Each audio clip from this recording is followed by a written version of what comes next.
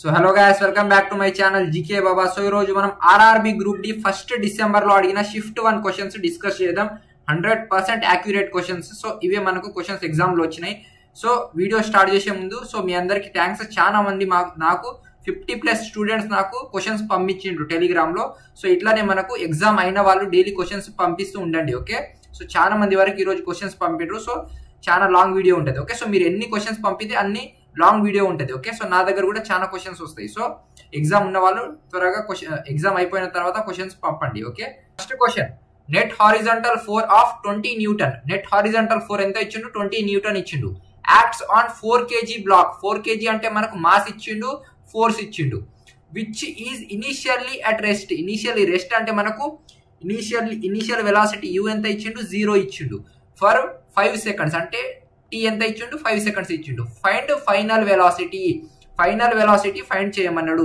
చాలా ఇంపార్టెంట్ అండి. ప్రతి షిఫ్ట్ లో మనకు ఫైనల్ వెలాసిటీ నుంచి ఒక క్వశ్చన్స్ వస్తుంది. ఓకే, నెక్స్ట్ షిఫ్ట్ ఉన్న వాళ్ళకు కూడా 100% ఈ ఫైనల్ వెలాసిటీ ప్రాబ్లం అడగనికే ఛాన్సెస్ ఉంది. జాగ్రత్తగా చూడండి, ఈజీగా ఎక్స్ప్లెయిన్ చేస్తా. ఫైనల్ వెలాసిటీది మనకు ఫార్ములా ఏంటంటే గుర్తుపెట్టుకోండి, v = u + at. ఇది మనకు ఫైనల్ వెలాసిటీది ఫార్ములా. సో u అంటే ఏంది? మనకు u అంటే మనకు ఇనిషియల్ వెలాసిటీ. u అంటే ఏంది? Initial velocity. a అంటే ఏంది? యాక్సలరేషన్. t అంటే ఏంది? టైం. సో ఈడ అందరికి ఒక డౌట్ వస్తుంది. u ఇనిషియల్ వెలాసిటీ ఎంత ఇచ్చిండు మనకు క్వశ్చన్ లో? రెస్ట్ లో ఉంది కాబట్టి 0 పెట్టుకున్నాం. సో u కూడా ఇచ్చిండు. యాక్సలరేషన్ ఇవ్వలేడు. కరెక్ట్ గా చూస్తే క్వశ్చన్ లో ఏడైనా మీకు యాక్సలరేషన్ కనిపిస్తుంది? యాక్సలరేషన్ ఇవ్వలే. టైం ఎంత ఇచ్చిండు? 5 సెకండ్స్ ఇచ్చిండు. సో ఇప్పుడు మనం ఏం ఫైండ్ అవుట్ చేయాలి? యాక్సలరేషన్ ఫైండ్ అవుట్ చేయాలి. యాక్సలరేషన్ వాడు ఇవ్వలేడు కాబట్టి. సో యాక్సలరేషన్ ది ఫార్ములా ఏంది? Force by mass. So force ఎంత ఇచ్చిండు మనకు? 20 న్యూటన్స్ ఇచ్చిండు. మాస్ ఎంత ఇచ్చిండు? 4 ఇచ్చిండు. ఎంత అవుతుంది? 4 1 జా 4 5 జా అంటే మనకు acceleration 5 metres per second square acceleration వచ్చింది. సో యాక్సలరేషన్ వచ్చింది కదా. సో ఇప్పుడు అన్ని వాల్యూస్ మనకు నోన్ ఉన్నాయి. ఇనిషియల్ వెలాసిటీ ఎంత? 0 ఉంది. ఏ అంటే యాక్సలరేషన్ ఎంత ఫైండ్ అవుట్ చేసినాం? 5 ఇంటూ టీ అంటే టైం ఎంత ఇచ్చిండు? 5 సెకండ్స్ ఇచ్చిండు. వి అంటే ఫైనల్ వెలాసిటీ. సో మనకు 5 5 జా 25 metres per second correct answer. So మనకు final velocity 25 metres per second. So option C correct answer. So ఈ ఫైనల్ వెలాసిటీ నుంచి ప్రతి షిఫ్ట్ లో క్వశ్చన్ అడుగుతున్నాడు. జాగ్రత్తగా చూడండి. ఓకే, సో నిన్న కూడా ఎక్స్ప్లెయిన్ చేసినాం, ఈ రోజు కూడా ఎక్స్ప్లెయిన్ చేస్తున్నా. Same question, v = u + at. ఒకవేళ మనకు యాక్సలరేషన్ ఒకవేళ క్వశ్చన్ లో ఇవ్వకపోతే ఫోర్స్ బై మాస్ ఇస్తాడు. ఓకే, గుర్తుపెట్టుకోండి, ఇట్లా ఫైండ్ అవుట్ చేయాలి. సో ఒకవేళ మనకు ఒక్కొక్కసారి మనకు టైం ఇవ్వడు, ఒక్కొక్కసారి మనకు ఇనిషియల్ వెలాసిటీ ఇవ్వడు. సో ఎట్లయినా మనకు చేంజ్ చేసి ఇవ్వచ్చు, కానీ ఫార్ములా గుర్తుపెట్టుకోండి, v = u + at. Okay, next question, if nucleus of an atom contains 11 protons and 12 neutrons. So మనకు ప్రోటాన్స్ ఎంత ఇచ్చిండు? 11 ఇచ్చిండు. నెక్స్ట్ న్యూట్రాన్స్ ఎంత ఇచ్చిండు? 12 ఇచ్చిండు. And the atom has 11 electrons. 11 electrons ఉన్నాయి, 12 ప్రోటాన్స్ ఉన్నాయి, ఇంకా 12 న్యూట్రాన్స్ ఉన్నాయి. What is the mass number of the element? Mass number ఏముంటది అడిగిండు. సో మాస్ నంబర్ ని మనం ఏ తో డినోట్ చేస్తాం. మాస్ నంబర్ ని. మాస్ నంబర్ ది ఫార్ములా ఏంది? Number of protons plus number of neutrons. ఇది మనకు మాస్ నంబర్ ది మనకు ఫార్ములా. మాస్ నంబర్ కావాలంటే నెంబర్ ఆఫ్ ప్రోటాన్స్ ఉండాలి, ఇంకా మనకు నెంబర్ ఆఫ్ న్యూట్రాన్స్ ఉండాలి. అంటే mass number = number of protons ఇచ్చిండా? ఎస్, మనకు 11 ఇచ్చిండు. So 11 plus number of neutrons question లో ఇచ్చిండా? ఎస్, 12 ఇచ్చిండు. నెంబర్ ఆఫ్ న్యూట్రాన్స్ అంటే 11 + 12 చేస్తే మనకి ఎంత వస్తుంది? a = 23 వస్తుంది. సో మనకు 23 correct answer, option C. Okay, గుర్తుపెట్టుకోండి, మనకు మాస్ నంబర్ ఫైండ్ అవుట్ చేయాలంటే number of neutrons plus number of protons plus number of neutrons చేస్తే మనకు మాస్ నంబర్ వచ్చేస్తుంది. సో మనకు 11 ప్రోటాన్స్ ఇచ్చిండు, 12 న్యూట్రాన్స్ ఇచ్చిండు. 11 + 12 ఎంత? 23. సో మనకు మాస్ నంబర్ ఎంత అంటే 23. గుర్తుపెట్టుకోండి, నెక్స్ట్ షిఫ్ట్ ఉన్న వాళ్ళకు కూడా ఈ క్వశ్చన్ అడగడానికి ఆస్కారం ఉంది. ఓకే, సో ఫార్ములా గుర్తుపెట్టుకోండి. Okay, next question. సో మనకు చాలా వరకు ప్రాబ్లమ్స్ అడిగిండండి ఫిజిక్స్ లో. మనకు చాలా వరకు ప్రాబ్లమ్స్ అడిగిండు ఈ షిఫ్ట్ వాళ్ళకు specially. an object is placed at the distance of 30 centimeters. Object distance 30 centimeters ఇచ్చిండు. కాన్కేవ్ మిర్రర్, జాగ్రత్తగా చూడండి, మనకు కాన్కేవ్ మిర్రర్ అడిగిండా, కాన్వెక్స్ మిర్రర్ అడిగిండా. ఓకే, ఇంకా మనకు ఫోకల్ లెంత్ 15 centimeters ఇచ్చిండు. Find the distance of image distance find out చేయమన్నాడు. సో ఫస్ట్ ఫార్ములా రాసుకోండి. మిర్రర్ ఫార్ములా ఏంది? 1/f = 1/v + 1/u. సో ఈడ మనకి ఏమి ఇచ్చిండు 1/f ఇచ్చిండా, ఫోకల్ లెంత్ ఇచ్చిండా, ఎస్ మనకు 15 సెంటీమీటర్స్ ఇచ్చిండు. సో రాసుకోండి, ఫార్ములాలో సబ్స్టిట్యూట్ చేయండి. మనకు 1/v ఇచ్చిండా, మనకు ఫైండ్ అవుట్ చేయమన్నాడు. ఇది 1/v అంటే ఏంటంటే మనకు ఇమేజ్ డిస్టెన్స్ అండి, ఇమేజ్ డిస్టెన్స్. 1/vని ఇమేజ్ డిస్టెన్స్ అంటాం, 1/uని ఆబ్జెక్ట్ డిస్టెన్స్ అంటాం. ప్లస్ మనకు 1/u ఇచ్చిండా, 1/u yes object distance 1/30. So ఈడ ఒక ట్విస్ట్ ఏంటంటే గుర్తుపెట్టుకోండి, చాలా మంది ఇట్లా డైరెక్ట్ సాల్వ్ చేసుకుంటూ పోతారు. మనకు నేను క్వశ్చన్ స్టార్ట్ చేయక ముందే ఫస్ట్ అన్న కాన్కేవ్ మిర్రర్ అంటే మనకు మైనస్ లో తీసుకోవాలండి. ఫోకల్ లెంత్ ఇచ్చిండు కదా, ఇచ్చిన దాన్ని మైనస్ కన్వర్ట్ చేయండి. నెక్స్ట్ మనకు యూని కూడా మైనస్ కన్వర్ట్ చేయండి. ఓకే, సో కాన్కేవ్ మిర్రర్ లో మనకు మైనస్ అవుతుంది, కాన్వెక్స్ మిర్రర్ లో ప్లస్ అవుతుంది.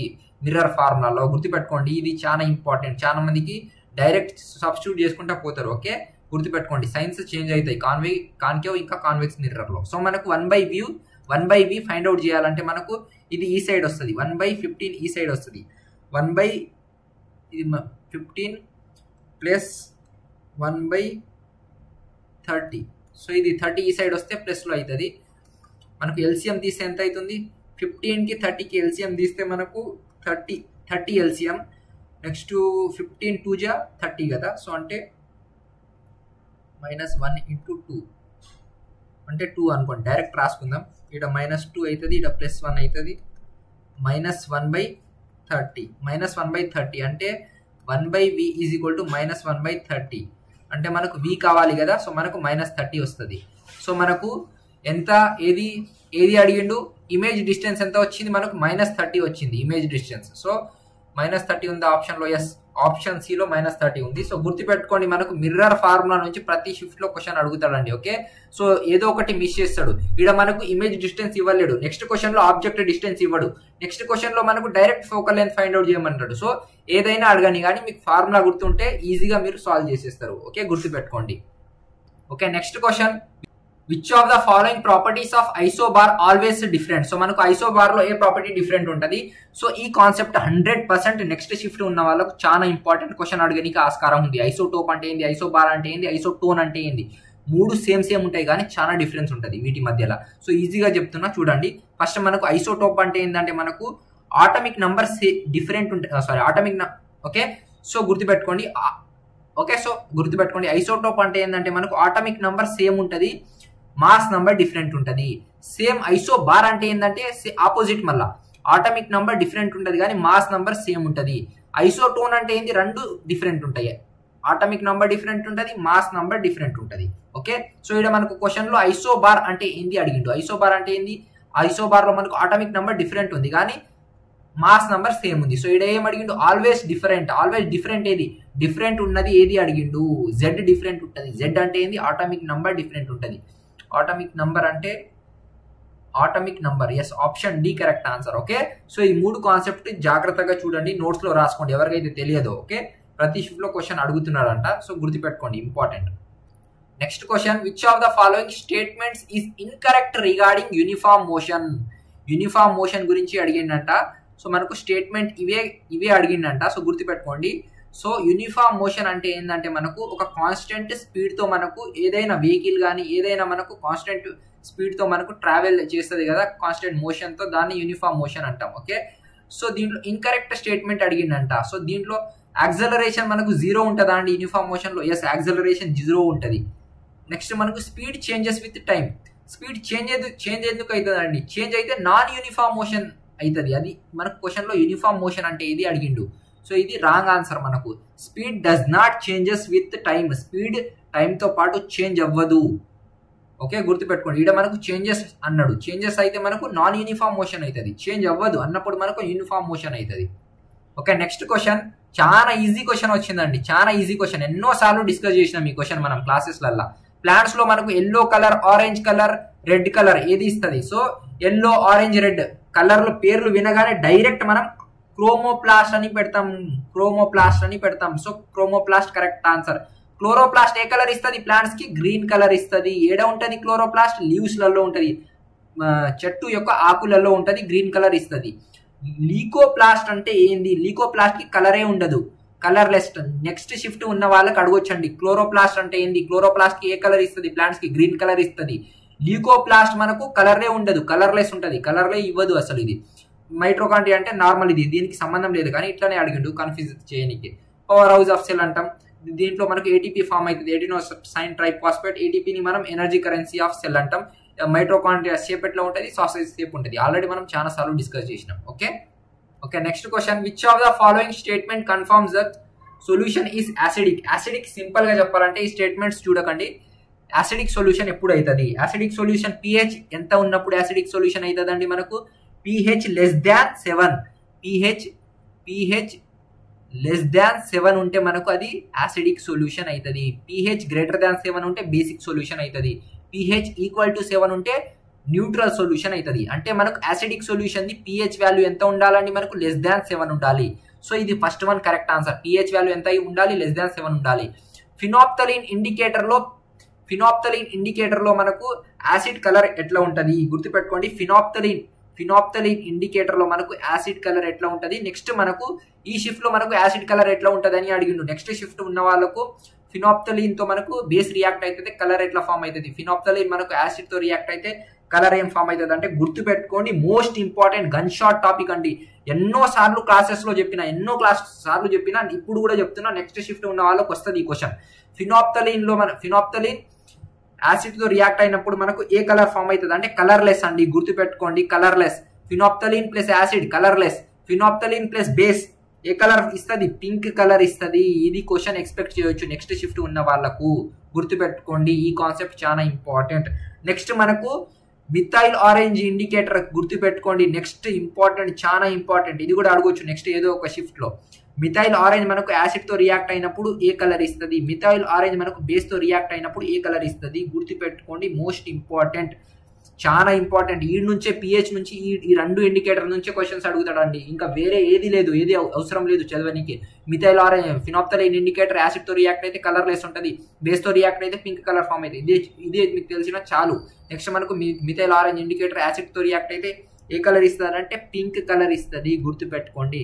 నెక్స్ట్ బేస్ తో రియాక్ట్ అయితే మనకు ఎల్లో కలర్ ఇస్తుంది. గుర్తుపెట్టుకోండి. ఓకే, సో ఇవి 3 కాన్సెప్ట్స్ గుర్తుపెట్టుకోండి. నెక్స్ట్ షిఫ్ట్ ఉన్న వాళ్ళకు మనకు ఏదో ఒక షిఫ్ట్ లో క్వశ్చన్ రావచ్చు.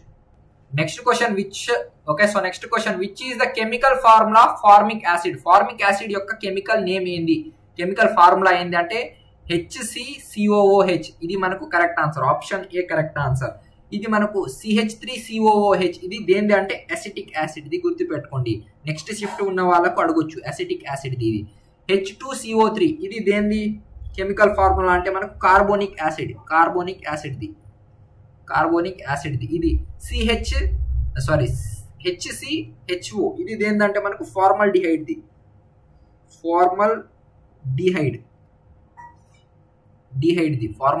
ఓకే, గుర్తుపెట్టుకోండి. ఫార్మిక్ యాసిడ్ ది HCOOH. Next question, what was the main focus theme of world environment day 2025 observed on 5th June 2025? 5th June 2025 మనం వరల్డ్ ఎన్విరాన్మెంట్ డే సెలబ్రేట్ చేసుకున్నాం. సో వరల్డ్ ఎన్విరాన్మెంట్ డే యొక్క theme ఏంది?